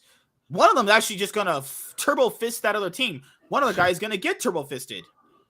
There's a clear difference between how people actually play champions, right? Not just play champions, how they're actively pushing the limits of the champion. I don't care if LCS teams can play Jace. That means literally nothing to me because we know they can play Jace. I mean, they're competitive pros for a reason. It's not about the Jace pick. It's more about how they're effectively utilizing this Jace pick. If they're not good at playing this Jace pick, yeah, like play it in the regular season. If it doesn't, if you don't jive with it, that's fine. But you don't have to play these picks to look like you're some 5-head team. It's like, no, we know right now Cloud9 is never going to pick Jace like that ever again. They're not good at playing it. Or sorry, Diplex is not good at playing mid Jace like that. But even if Fudge play top Jace, it's not going to look good. LCS Jace is a meme for a reason. The players in this region cannot play Jace to the level that we see it played at the highest level at. They just can't. Like, it doesn't matter if they're not good at Jace, which would inherently contradict a lot of people's arguments, is that in an ideal world, yes, you can pick Jace and you can get early lane advantage, dive, poke, all that stuff. But the LCS teams never play Jace to the level that it's supposed to be. So I don't understand why you pick it. Like, I don't understand why people pick Lucian and Nami outside. I mean, it's a powerful bot lane pick to play. It's not what I'm talking about. What I'm saying is, like, if you see these other guys play it as well as they do, we're not even as good as they are, and we can see just, like, the discrepancies in that. We can see right now with us watching that if I give Lucian and Nami to Guma, Yusi, and Keria, they're going to fist someone. Now, give Lucian and Nami to Stixxay and Huhi, and you see all the big discrepancy in their play is actually. Yep. So that's the whole thing about Jace. And I don't know why Cloud9 picked Jace either. I just don't understand. They literally saw Jace mid lose, and they were like, you know what? Snort crack. Oh, crack. I love it. We'll just pick Jace ourselves. Like, that's really smart, right? No, don't give him Jace. He might have played it well in scrims, and they're like, okay, let's try it on stage. Playing Jace on stage and playing Jace in scrims, I imagine is vastly different. Also, when you play Jace, you need to get the game going. Jace is not a scaling champion to the point where, I can just scale. So, because someone's going to say, but didn't FBI play Tristana? Tristana scales with the game. Tristana is a late game scaling hyper carry. So, yes, him just farming is going to be fine for him. Even if they did put him behind, it wouldn't have mattered because Tristana just has amazing scaling as the game just goes on. So, I still think relatively Cloud9 will be fine. I'm not like worried or anything right now. I still think they'll finish high when the season goes and goes and goes, but EG are the better team. Like, they have the better players, they're the better team, and that's totally expectable. Also, we knew EG would play better as the split went on. Like, EG's week 1 mistakes were very fixable. Most of it was just them just being not smart at just various things. These are like fixable things too. Like, oh, okay, we shouldn't have dove this hard. We should probably do this instead of doing that. This is like easy fixable stuff here. We're talking here, So yeah, that's my thing with, EG. I think FBI looks really good. Everyone's just,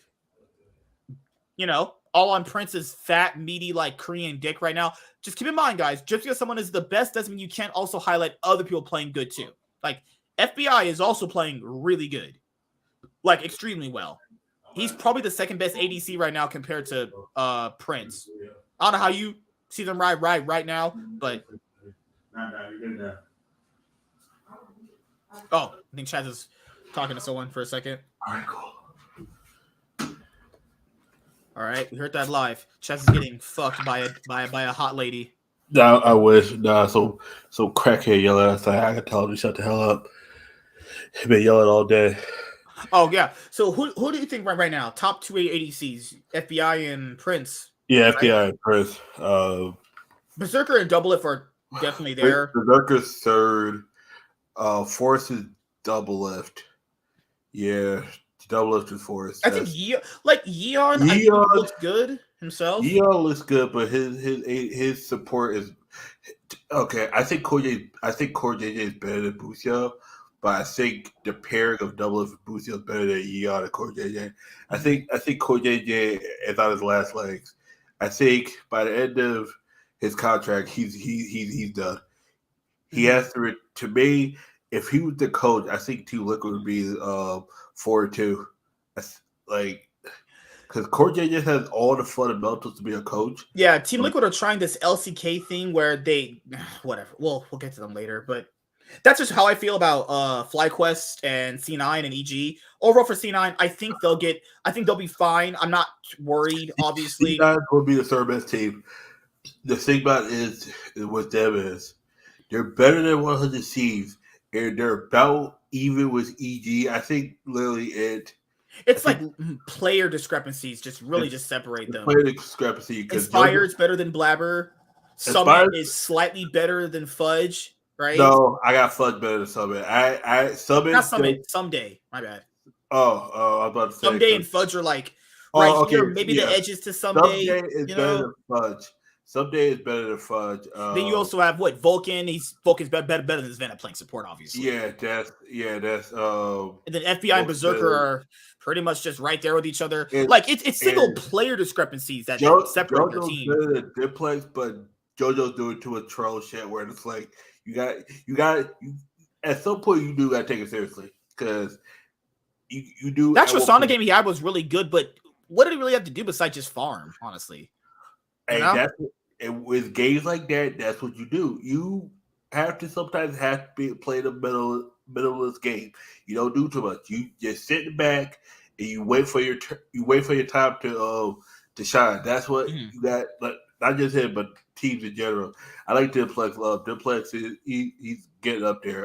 He's not. I think his laning phase has been the crutch for him. Yeah. If he gets better at laning. It's not even bad at laning. He just needs to. There's certain things. If you watch the games live, guys, I promise you'll see the bad things he does. It's not atrocious. These are very fixable things. But if he can fix all these issues that he has, they can get to be a lot better of a team. Also, there's some games where, in fact, they said people they got blown up by FlyQuest and EG. Yeah, I expect that. I expect a better team to blow them out. I mean, there's really not much else. I mean, they did exactly what we thought they would do. Now, could Cloud9 have looked more competitive? Yeah, that's true. They could have looked a lot more competitive. That's the best way to really summarize that. One of the games, that FlyQuest game was a where Blabber and Diplex just decided to just run it. No, that wasn't a real representation. I think sometimes when you get thrown off your rhythm, sometimes you can't get it back. And and I think the people that were good playing scrim at home got too comfortable and vice versa. I think because look at how every team played when they were home. And tell me the difference than when they were on the stage that same week. That happened a lot during the COVID period too. Like teams that you probably thought were like complete shit played a whole lot better. 100 Thieves winning from home, that just states how comfortable they were. Pearson's like, Dublin's like, I got Lena to suck my fucking dick after I win, you know? Fuck them, and she might be sucking during the game. I don't know. Hey, that's what I would be doing. Shit, that fight, it's like, because you see some of his plays, you're like, okay, is this motherfucker doing some bullshit right now? And I'm like, no, because the minute you win and you done, now you don't gotta go, get other people dab. You literally just. Everybody, just leave your setup there. Everybody goes to their own rooms, and then we're gonna wind down tonight's show. It started a bit later because we had the Super Bowl Sunday. Next week, this show will start around 5:30 and 6. I'm about to say 5:30. Definitely 5:30. And not as normal football. Our esports content match of the week: 100 Thieves versus EG. There we go. That starts out the week. Super week, guys. Hopefully I can go to the LCS this week. Hopefully. And if it doesn't, and if I can't, it's okay. It's okay. I have a good chance of going during week 8 because I'm off Wednesdays. I'm glad we have super weeks now. There's a good chance I can go to the LCS between on Wednesdays. Now, fingers crossed, maybe James will text me back an answer. Maybe. But this is our match of the week, EG versus 100 Thieves. This is a tough one. This is a battle for arguably second place to be even to have a higher seed of second place. So this week right here, guys, these 3 games will definitively separate teams. Right? If 100 Thieves win, I see them being 7-2. If EG wins, what's EG's game? 100 Thieves has Golden Guardians, so we expect that to be a win. They play CLG. That should be a win. So that should be right there. That's 6-2. To me, that EG 100 Thieves game dictates who's 7-2 and who's 6-3. Remember, I got both teams are playing good right now. I got 100 Thieves are playing good right now. That's what I'm saying. Because EG got 100 Thieves, Team Liquid. And Immortals. All that Immortals is such a wash. And then 100 so both teams have a wash game. And then 100 Thieves got EG, and then they got CLG, and then they got Dig. Like these motherfuckers, at minimum, one of them's going 2-1. At minimum, one's going. I think EG are gonna blow Team Liquid out. Team Liquid are not good. And 100 Thieves gonna put their foot in CLG's ass. Also, have you got this feeling when watching some of these LCS games? It's more like a team gets a advantage, like a part of. They're like one team gets one play good, just one play, and the whole game's just over. No, that's me every time I watch Dig or CLG. This to me, CLG is the domino effect. If one thing fucks up wrong for them, another thing messes up, and next thing you know, it's a domino effect. It's CLG and they're right. They do not know how to play from behind because they don't know how to play when they're at tied. It's like when teams are 0-0, they can't. It's do not lose the game. If you get beat because they just beat you, it's one thing. But do not fuck up that they beat you. And it says do not make external mistakes because a lot of times CLG will make external mistakes, and then other teams just looking at them like, really? That's what you're doing? All right, it's like they. My God, I think the issue here overall with Team Liquid that I really have is Harry just looks so underwhelming, right? Yep. You have Core JJ, when Core JJ and Neon are leaning together, they look pretty good. But when Core JJ's off doing his own thing, trying to pair up with Piosic, it just looks so bad. Piosic just has ran it down on a lot of their games so far. We overrated I think we definitely overrated Piosic. I didn't actually think he was going to be that good anyway. I actually thought their team would be good based around the pieces around him. Piosic coming in, did anybody really rate this guy that high? Yeah, there are some people that team looked at third. Man was like the 5th player on his team when he won. And then you got Summon. I don't know. Summon just be Summon. He's something. Yeah, he be sleeping sometimes. He literally he be he there. Can't even see his computer, so he's stupid. I straight up think he can't see his computer. I don't know what he's doing. All I know is because my thing here with Team Liquid is they're trying to be an LCK style team. Well, we'll just work hard. We'll outwork everybody. You can work hard and still just be just as bad as everyone else. Yeah, you can practice as much as you want and still get clapped. Yeah, it's great that everyone's built into the stock. Everyone's built into this work culture. That's great. The first step is getting everyone on board and have everyone buy into the system. That's great. Now, the inherent flaw to that is just because you do that doesn't mean that's gonna guarantee you any results. You gotta execute. If you're not executing, what are you doing? Yeah, and my thing here, guys, is some of the games are watching LCS is just interesting in general. Watching it's fun, but it's not fun watching Dig run on stage and turbo into it every week. All right, that's not fun to watch. You can see the viewership just tank when Dig start playing. Oh yeah, and the whole fucking chat is predicting how fast you need to think they're gonna lose this. Yeah, motherfuckers are dancing rip curls in their base. No, that too. Oh my God, the Twitch and YouTube chats are just toxic. They'll be like, oh, 18's the dream. Like Jensen, the GOAT Jensen is going out sad. I'm like, oh shit. They said get Jetson onto our new in YouTube team. chat, it's worse. People be like, "Oh, DRX won by luck. T1 really won Worlds last year." Okay. Okay. Motherfuckers is letting DRX live in their head, literally rent free. Guys, T1 played fantastically to get to where they got. Yeah, they fucked up a few games and they lost. Happens. Okay. It's what else can you do? It's at the end I can see if they actually threw against DRX. I can see that. Like, it was literally DRX played very well. They adjusted. It was literally they did everything they needed to do to win. T1 was the real winners of Worlds last year. Yeah, sure they were. Yeah. Because Zeus didn't turbo sprinted on Gwen against Aatrox in Game 5. Please don't talk about that. That was bad. That was horrible. That was fucking horrible. Because Faker wasn't like practically invisible. I saw Faker's face after, man. I ain't never seen a man. The only other team I've seen a man defeated was tonight. I saw the face on our quarterback when he knew he lost. He was like, "Fuck." The depression, subtle depression starts sitting in. I'm trying to remember what team. There was a team. Matt Ryan losing the Super Bowl, but oh my god, there was a Super Bowl years ago. Fuck, I can't. The face that Jensen gave to Armut after they lost in week 1. Yeah, it's just one of those where imagine getting to work.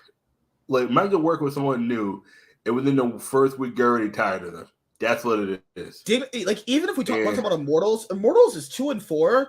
They've went what's their win-loss record? They're 2-4, right? Immortals has pretty much only won against. Dig. Immortals has taken their only wins against Dig and CLG. Yeah. Yeah, like Golden Guardian has only beaten, I think, Dig and CLG as well. No. Oh god. No. Yeah. Mm-hmm. You're right. Yeah. Golden Guardians has only won against CLG and Immortals. CLG and Immortals, yes. And it's like, yeah. I mean. So yeah, guys, that pretty much wraps it up for this week. I have some LEC videos dropping for you guys. I finished my Excel video. That's done and rendered. I got to get my Fnatic video done, and Lord knows that team's going to make changes. If they don't make changes, I still got to watch the rest of the season. I still got to watch the 2 games from today. LEC, yeah. Oh, I got to watch the games too. I watched the G2 BDS one. I need to watch the other one that played. I have not watched. All I know is both of them went to game 3. That's me. I know it's going to be a good series. In a sense, yeah. Oh my god, Fnatic. Anything else you want to say before we close out about how you feel about certain LCS teams, certain players? You think the broadcast test is good? Now, I want to say it's oh, that's what I'll talk about before we leave. Oh my god, Riot. Riot. So. Riot is like, okay, we're going to change up. We don't need a consistent host on the LCS analyst desk. They do. They did. They actually do. They still currently do. Well, Tigers it's not even that they need one. We see on broadcast they have a consistent host. It's either Jat or it's Mark. It's literally they take turns doing it. So that's a consistent host then. Fucking logically, these retards, man. And you factor into yourself, like, they're not doing anything different right now to the point where they can't have Dash. Guys, literally, they just didn't want to pay him more money. That's really all it was. There's nothing they're doing differently right now that couldn't include Dash. Guys, let's be honest here. I like Jap, but he's a little too wired up, man. He's white. Yeah, he's a little too wired up for me. He tries to do that whole traditional sports color caster thing. Yeah, just chill the fuck up on that. Mind paying for Jat. Who else? You got Raz, Emily. I think Emily is great. Emily's probably the best one out of the group. She's the most knowledgeable one. Raz is in between. Raz is just black. He knows his shit, but there's that time I'm like, yo, dude, you gotta stop flip flopping. It's like, oh, I chose him to win. You know what? I'm gonna flip my pick. I'm like, dude, you really gotta stand on your pick sometimes. Sometimes you gotta go down with the ship. Like, it's like La Tigers, she's attractive. Yeah. La Tigers is not bad. She's gonna take a break for like mental health. I think for I think after that whole TSM thing, I think, and they threw her so far on the bus with that. I felt bad for her. It was like, and the issue with that is it's like a lot of there's a lot of, like she's very attractive. Like if you say she's not attractive, you're either gay or you're blind. Like she's definitely attractive. I will say that. But it's like you know why she's there. It's like, oh, but Emily, she's a woman. Yeah, she's a woman. We don't look at Emily like, oh yeah, we gotta fuck her. We don't look at Emily like that. We actually listen to her. Like, and not saying that she's ugly, but how you put it? There's certain, you know how organizations are. They know how to put certain people in certain spots where they will shine. Like, you put Emily on a thing because she's knowledgeable. You put Latargus on something where she's standing there, you see her body, you look at her pretty face, you don't really care what the fuck she's saying. Like, she could have been talking about nothing. Like, she could literally recited the whole script from an episode of Seinfeld, and we all would have listened because, like, damn, she's attractive. And that's the issue. It's like, I like Kobe. It's like a lot of these guys are good. There is something missing. Some of their transitions kind of like awkward. It's like a little clunky in a sense. But overall, I think it's a good group of guys. I think Monty brought it up the best when he was talking to Thor, and it was like, what does she really contribute? Remember they had the show with Dom and Degon with Power Spike? Remember how Degon was like, yeah, me and Gabby came up, and I think she's good at what she does. And Thorne asked, what is she good at? He was like, oh, he's good at being positive energy. What the fuck? Yeah. Okay, that's how you know motherfuckers is white knighting for bitches. There are jobs that will like trust me. I'm at a job now where they'll keep a worse cook just because they are positive around everybody else. It's like, and that's it's the dumbest thing now. There are people now who are like, oh, I need people who have positive energy. So what the fuck you talking about? Don't you need a motherfucker that's gonna get the job done? Like, you don't need a motherfucker who has positive energy, but it takes 25 minutes to make a burger.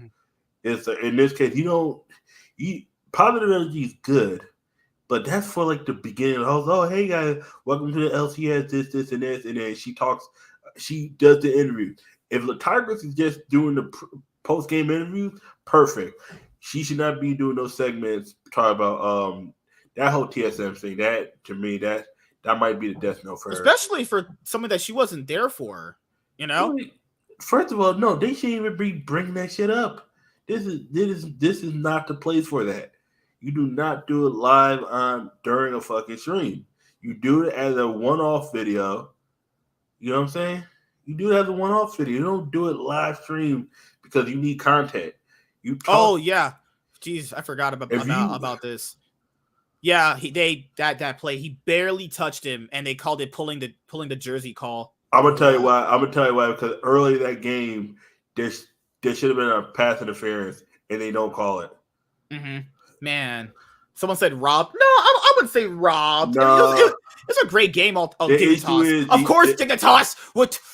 Dignitas is a walking L. What did Proud? Oh Jesus! Robbed. Dignitas of all people don't need to be talking about anything robbed when they're robbing my time watching their fucking games. Who's Dignitas owned by?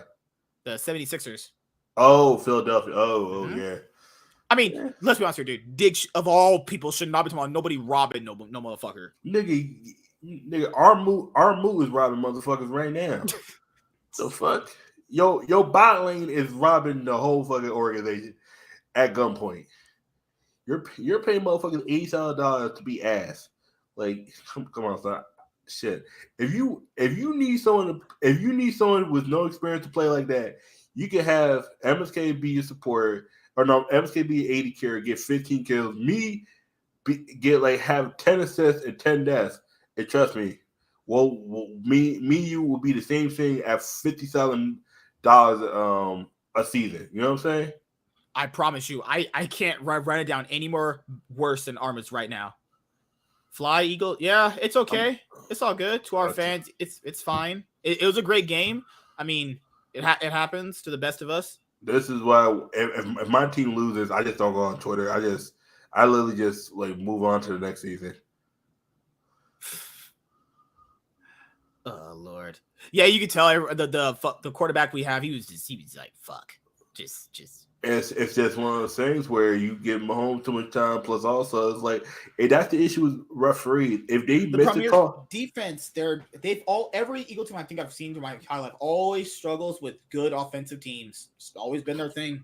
You think after all these years, okay, I'm gonna tell you this. Even with the when they won the Super Bowl, Bill Belichick was benching a lot of players. It was suspect. Why are you benching your star players? Because they were 10 minutes late for curfew. Like literally, that whole game felt like they was trying to give the game to Philly. Because why are you benching all your good defensive players? I mean, mostly Malcolm Butler and like one other player. Mm-hmm. Like, but it was like, why? What? Were you just benching for the first half? I don't know. And then for Philly, okay, no, that first Super Bowl against the Patriots. McNabb, I'm gonna tell you that whole Super Bowl. They had a chance. Walked off the field. No, they had a chance. McNabb said he was having a stomach issue. Oh, and then T.O. called him out for it. T.O. was playing on a broken leg. Mm-hmm. You know that, right? He had a broken leg for like 3 weeks. He was playing on a broken leg and had 9 catches for 122 yards. If McNabb wasn't, I got a stomach ache. Nigga, take your shit then. What the fuck you doing? This man is over here in a Super Bowl of all places. Shit in your pants and win the Super Bowl and then give a fuck after. They could have won, but the issue is they fell too far behind. And to the day, that fight when T.O. said he got more respect for Romo than McNabb, it's not a race thing. It's a play thing.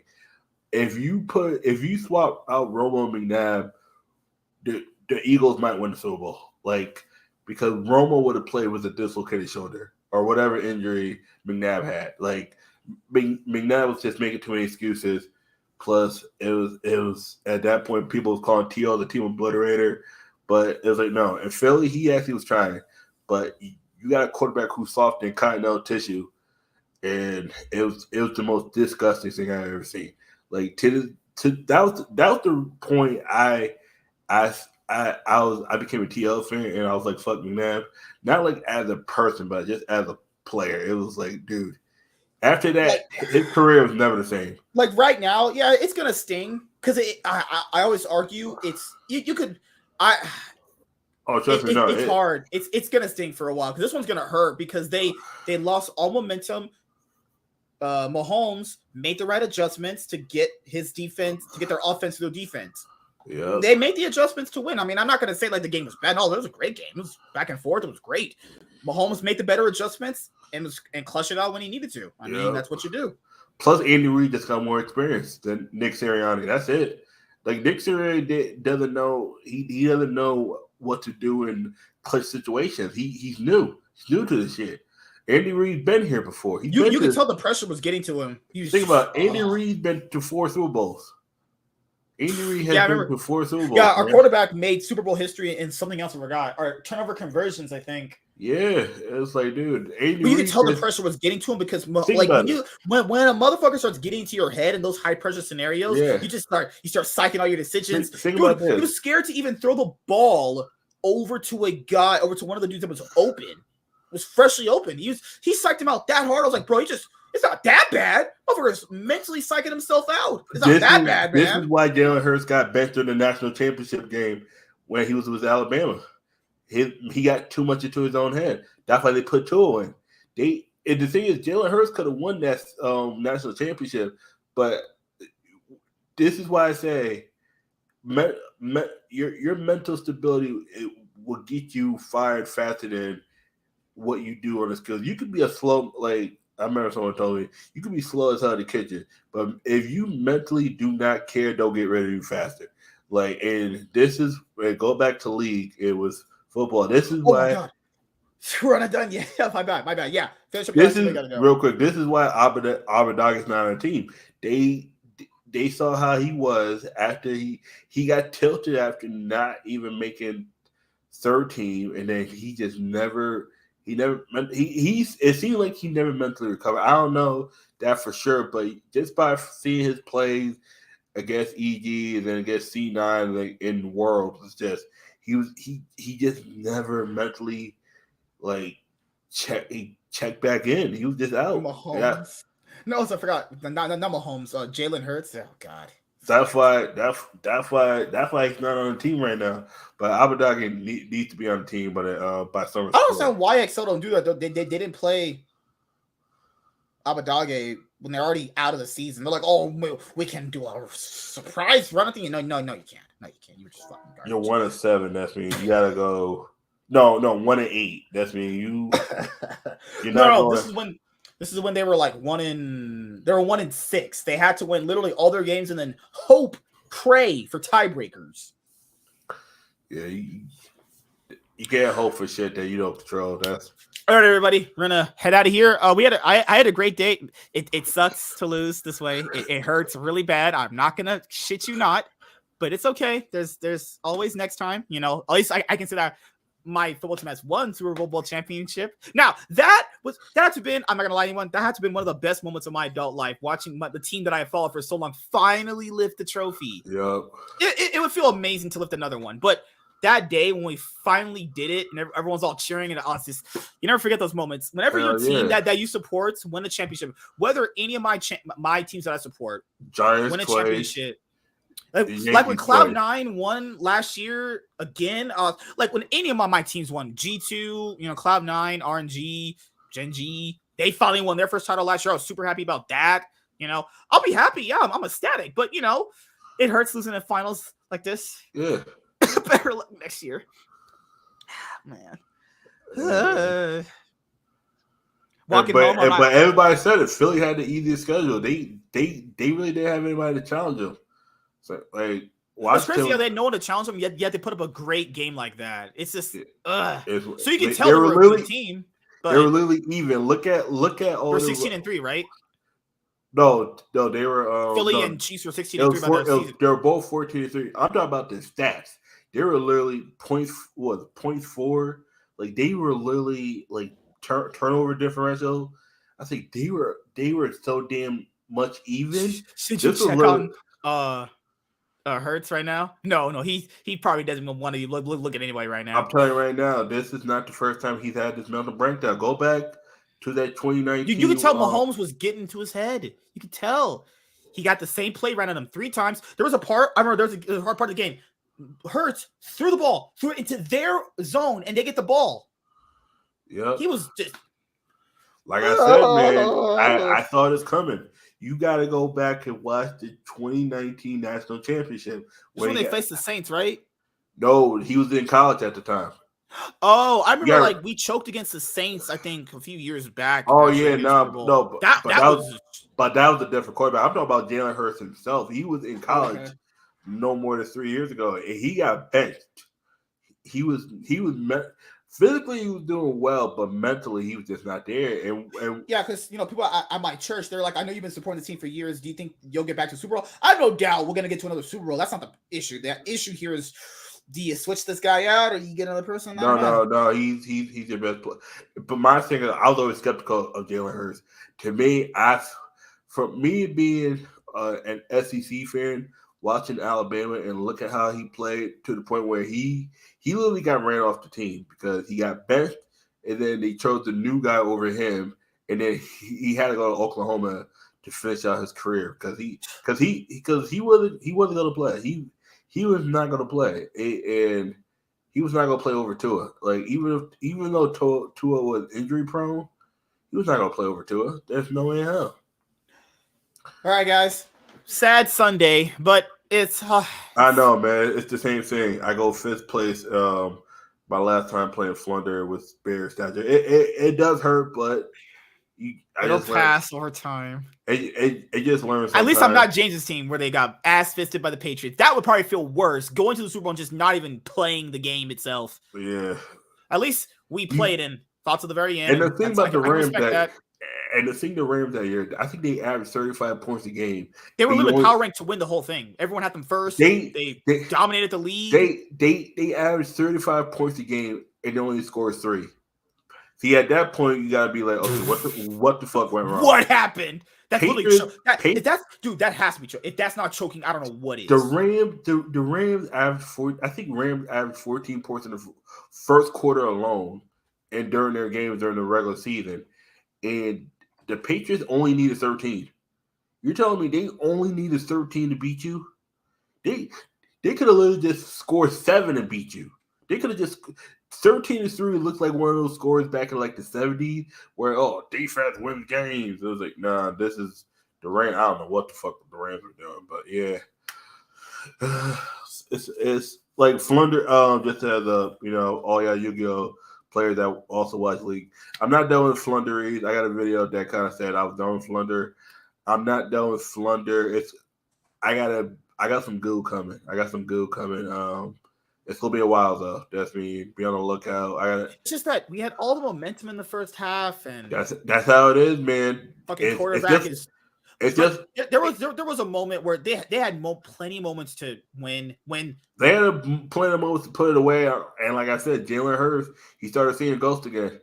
And the reason why I say this, go back and watch that national championship game where he got benched. It's one of those things where when you mentally feel like you're defeated, sometimes you can't get out. The biggest villain to any person is themselves. Your own doubt will kill a bunch of your success. And I just hope Jalen Hurts knows that you did a great job, man. You shut up a lot of dollars, even me. But the biggest thing you gotta do is you gotta get out of your own head, because whatever went through your head during that fourth quarter is the reason why your team didn't win. If he's gonna be the quarterback next year for them, which I imagine he is later on this year when the season starts again, he needs to go. Okay, that's the past. Let's go for it this year. He needs to just take the next couple of days, sit, watch the videos of the He threw the game.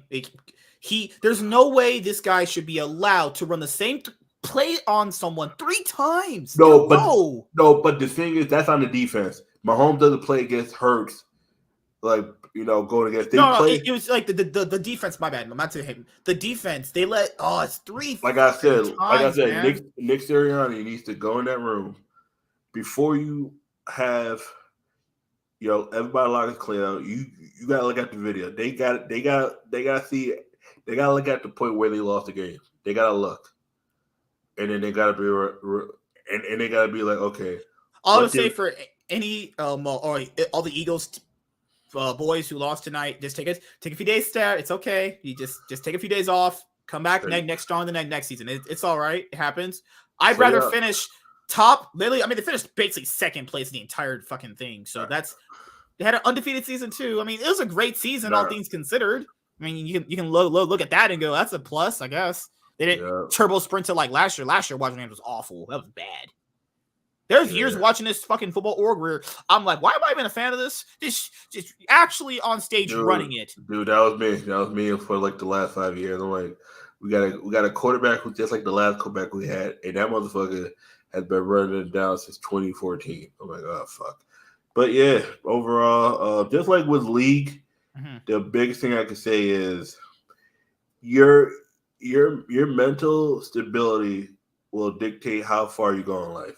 If you're someone that you have to be you have to be able to, you have to find a way to take whatever happens in the past and move on. A lot of times, if you do not want to be there, you just leave. Do not stay in a place where you mentally do not want to be there, because it eventually will show up physically. And in the case of Jalen Hurts, not saying he doesn't want to be there. It's like you can't let your past mistakes come back and haunt you. You gotta focus in that moment. In the defense, that was just a bad adjustment. That was whoever the defense coordinator is. That was just bad adjusting. They adjusted so late, and it didn't even matter because they had the one call that ruined. But well, guys, I will be okay. It just stings right now because it literally just happened. Trust me, I feel you, man. Sad, man. Imagine being in third place, then all you gotta do is win, and you end up tying, and that throws you out of the top 4. And you just gotta sit there like, yep. And then I asked him what place I come in. You can't even finish. I'm like, He's like, because he said it was the tie because the guy that beat you beat the guy that you tied with. If you would have beat him, you would have jumped over the guy that beat you because of record. Because I was like, wait a second, me and him would have both been 3-1, but you would have been fourth because you were at third place. He was at second, and the guy they were at first. You ended up fifth because of the tie. I was like, fuck, that's me. I would have been fourth. You would have been fourth. The guy who came right before you would have been fifth. It was one of those. I'm like, yep, because it was just a bunch of tiebreakers. I was like, shit. I was like, well, yeah, but overall, sometimes you win some, you lose some, but you got. I would say they'll be at the Super Bowl finals again. They'll only ever been to 3. It's fucking crazy to think about. No. They've had 3 finals appearances, right? I think. No, Eagles been there 2018, 2004, 1980, and no, 1980. They went. I know it's been less than like 6 at least, right? Yeah, it's less than 6. Eagles. Okay, no matter of fact. Also crazy how we're on 57 Super Bowls too. That's crazy. I wonder what they're gonna do for a 60 celebration. That's gonna be fucking crazy too. All right, guys. Okay. Yep. Yeah. It's an interesting day. I will see you guys on Wednesday when we talk about the LEC with Warren. See you guys later.